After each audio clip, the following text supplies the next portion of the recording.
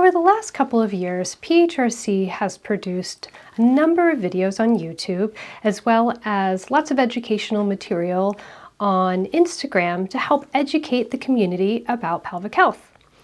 We have gotten an overwhelmingly high number of questions and comments that we were thrilled to receive. So what we'd like to do is take some of those most commonly asked questions, particularly about male pelvic pain, and answer them today for you. So this person said, I began to feel pain in the muscles around the penis after having an erection for an unusually long time. What do I suggest? Well, the muscles that are responsible for getting and maintaining an erection as well as ejaculation are some of the pelvic floor muscles. And so in order to maintain an erection for a sustained period of time, these muscles have to continually contract.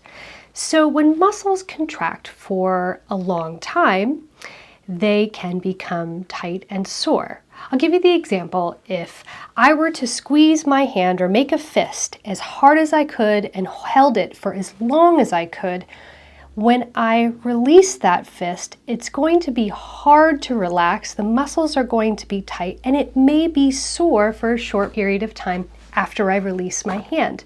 A similar thing happens in the pelvic floor. When you finally relax them, it can be hard to relax, and that can cause discomfort.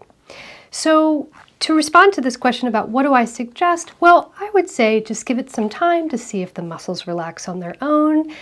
If they don't relax and the pain continues, that's when you should really reach out to your pelvic floor physical therapist to see if there's underlying pelvic floor muscle dysfunction. Next question is, can overstretching the penile branch of the pudendal nerve heal itself over time? And I get this question all the time. So the answer is possibly. When you have a nerve irritation or injury, it really depends on what is aggravating that nerve. Nerves can become irritated by activities, behaviors, positions, or sometimes anatomic anomalies. So the question really is, what is irritating that nerve to begin with? And if you have been able to eliminate all the things that are irritating that nerve, then the nerve may heal on its own. Most likely it's going to need some help from either a physical therapist or maybe a pain management physician or some of the other providers. So really a question like this is so specific to the person. So you really need to be evaluated by a healthcare provider that specializes in treating pudendal neuralgia. Next question is, you mentioned two muscles that the dorsal branch of the pudendal nerve runs through and how their impairment or dysfunction may irritate the nerve. Which two muscles are these and how can they be relaxed? Great question. So the two muscles I'm referring to are the ischial cavernosus and the bulbous mangiosus. The penile branch or the dorsal branch of the pudendal nerve run in between these two muscles, so they kind of sandwich the nerve. So when those muscles are really tight, they can negatively impact the penile branch. So you can relax them with the help of a pelvic floor physical therapist using manual techniques or using myofascial trigger point release, and in some cases, dry needles. The other way is to help relax them on your own by relaxing your pelvic floor muscles. There are certain positions that you can get into, such as a yoga pose known as Happy Baby, that facilitates the relaxation of the pelvic floor. That combined with diaphragmatic breathing, or breathing that really expands your rib cage, can help to relax your pelvic floor, and these muscles included. So really, to be able to learn how to do that on your own, it's best to visit a pelvic floor physical therapist. So I would recommend contacting your pelvic floor physical therapist to help you learn how to relax your pelvic floor muscles on your own and possibly get some manual treatment to facilitate relaxation of those muscles. So the next question is, are antibiotics a cure for nerve damage? My doctor has tested me for infections and STDs and everything is negative. This is a great question. The answer is no. So antibiotics do not treat nerve damage. Antibiotics only are appropriate when there's an actual bacterial infection. So if all of the tests that your doctor has been doing come back negative, it's probably time to visit a pelvic floor physical therapist, as that suggests there is a musculoskeletal reason for your pain. So, does pelvic floor physical therapy help when the penile branch of the pudendal nerve is damaged? This person has seen numerous doctors who don't find anything on CT scans or visual examinations, and they were recommended to physical therapy, and they're asking, should they go? So pelvic floor physical therapy doesn't necessarily treat the nerve directly, but it treats the tissues and the muscles around the nerve, which could be aggravating the nerve. So basically what we do is we create an environment that facilitates nerve healing. So yes, I definitely think you should go receive an evaluation with a pelvic floor physical therapist. So the next question is, what should a man expect from his first visit with you? So it's a great question that we get all the time. We have several blog posts that really describe what a good PT session is like.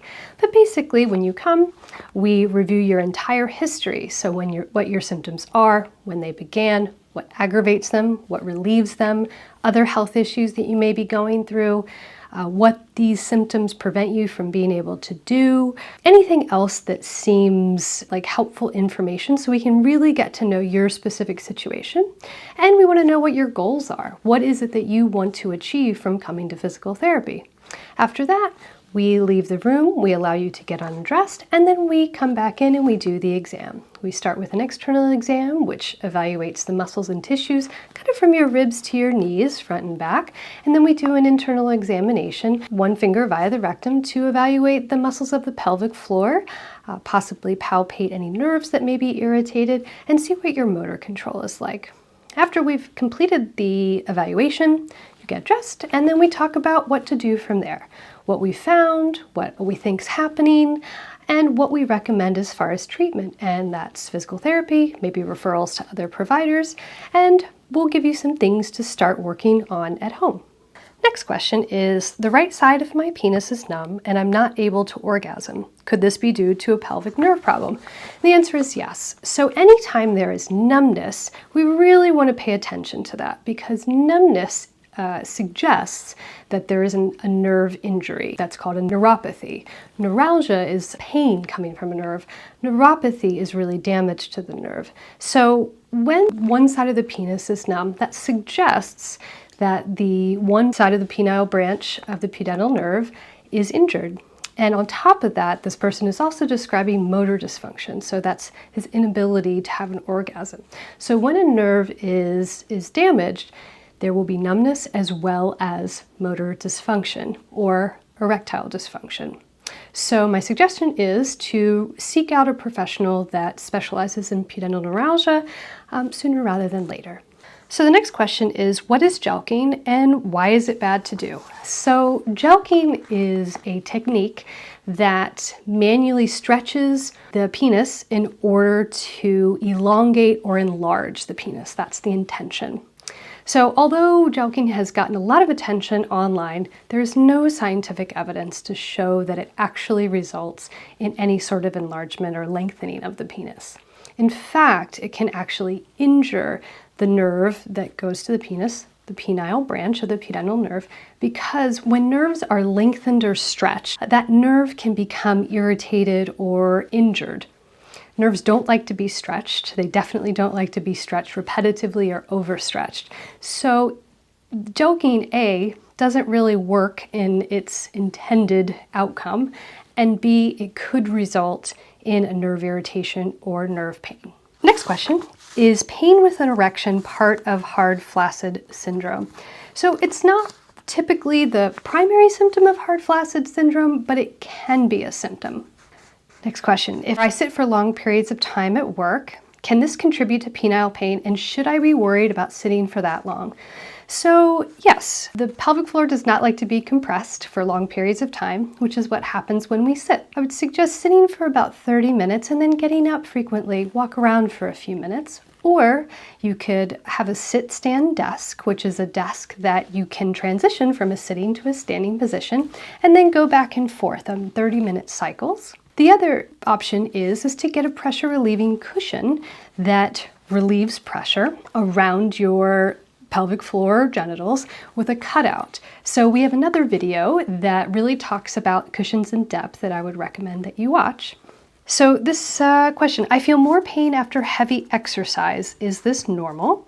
Squats are a big part of my exercise routine, and I'm concerned I'll have to stop them because of pain. So squats are an exercise that when we flex our knees and hips in a squatting position, the pudendal nerve glides over a small bone in the pelvis called the ischial spine. And so when we squat repetitively or with heavy weight, it puts a lot of tension on that nerve as it glides over this bone. In addition to, when we squat, we're contracting all sorts of muscles, which is one of the reasons people love to squat. However, the obturator internus and the pelvic floor muscles are two of the muscles or muscle groups that really contract quite a bit during squats. And so if there's already dysfunction within those muscles, doing squats could exacerbate or exaggerate the dysfunction in those muscles. So if you have pain during squats, particularly nerve pain, I would really recommend talking to your physical therapist to try to come up with alternative exercises that are a little bit more friendly to the pudendal nerve, as well as the pelvic floor muscles and obturator internus muscle. So those are all of the questions that we're going to answer today. I'm sure there will be more that we'll address at another time. Thanks so much for your comments and questions. And if you would like any other information or would like to schedule an appointment, just visit our website, pelvicpainrehab.com.